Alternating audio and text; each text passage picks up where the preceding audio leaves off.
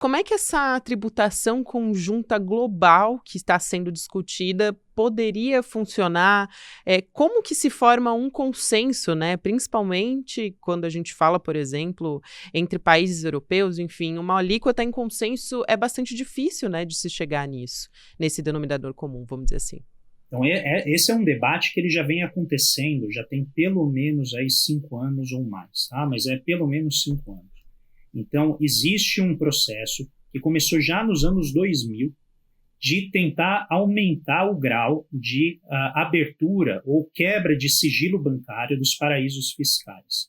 Ou seja, principalmente a Suíça era um país que oferecia esse benefício aos muito ricos, que era o sigilo bancário, tá? Então elas ofereciam, olha, aqui ninguém vai saber o que acontece. A gente viu vários casos, né, até aqui no Brasil, de políticos que eram denunciados e investigados por corrupção que guardavam dinheiro na Suíça.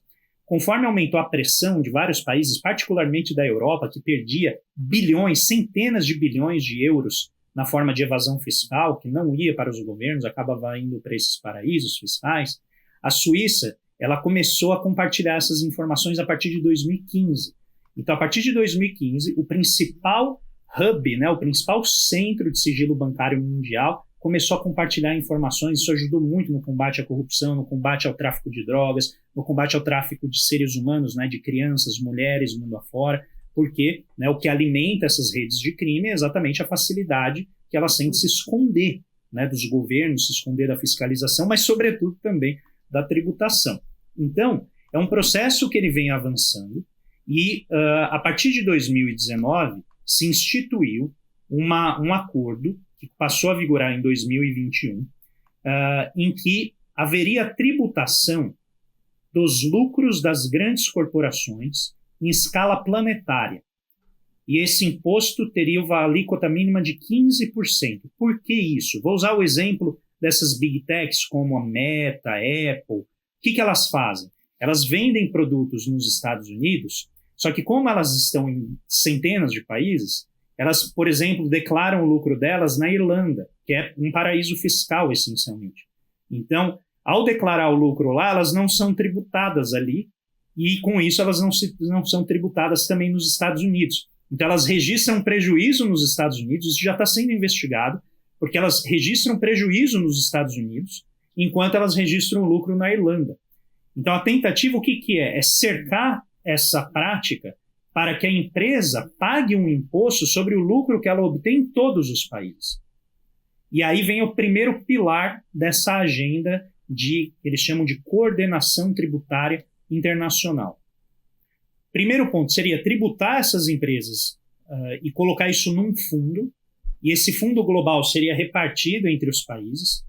E esse primeiro item, né, essa primeira perna do arranjo não anda, tem sido difícil de andar. Tá? E a gente pode imaginar por quê.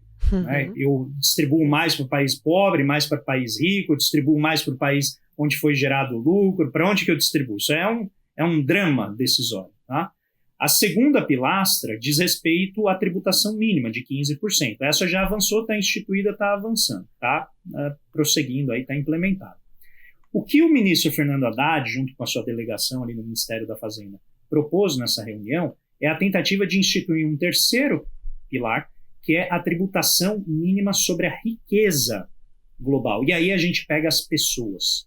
Tá? Então a gente está falando dos bilionários que, historicamente, vêm pagando cada vez menos impostos. E aí o caminho para fazer isso vai ser uma articulação entre a OCDE com o G20 e a ONU.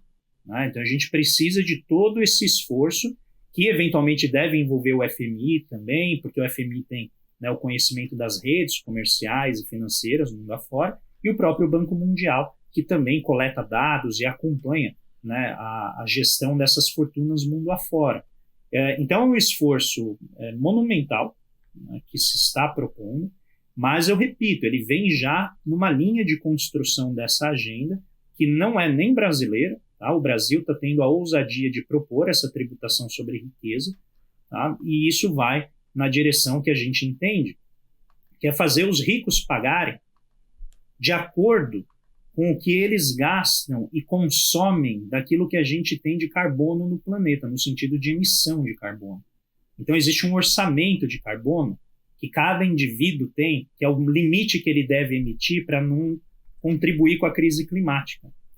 Os dados mostram que os mais ricos, eles emitem 7, 8 vezes mais do que é o orçamento individual. E todo mundo da base, eu estou falando aqui os 70%, 80% mais pobres, estão dentro da sua cota de emissão. Então, 2/3 da emissão está vindo dos mais ricos. E são eles, então, que têm que ser tributados e pagar para que esse fundo possa financiar a transição ecológica. Relembrando que, apesar de os mais pobres serem os que menos emitem, eles são os mais prejudicados pelos eventos climáticos extremos, porque tem menos infraestrutura, menos proteção, né, e assim por diante. É aí que tá. Eu queria perguntar a importância. É a primeira vez, né, que o Brasil assume a presidência do G20. Eu queria perguntar a importância disso, porque, primeiro, como o Brasil pode despontar no cenário internacional, né, do ponto de vista econômico, inclusive acho que macroeconomia vai ser um dos pontos fundamentais para as próximas eleições, né, e para o presidente Lula isso é fundamental também. Mas como é que a cidade de São Paulo, inclusive, só para as pessoas entenderem, foi palco, né, da primeira reunião entre ministros das finanças, da economia, e depois a gente vai ter, de fato, a presidência temporária do G20, que acontece esse evento em novembro de 2024, ainda nesse ano.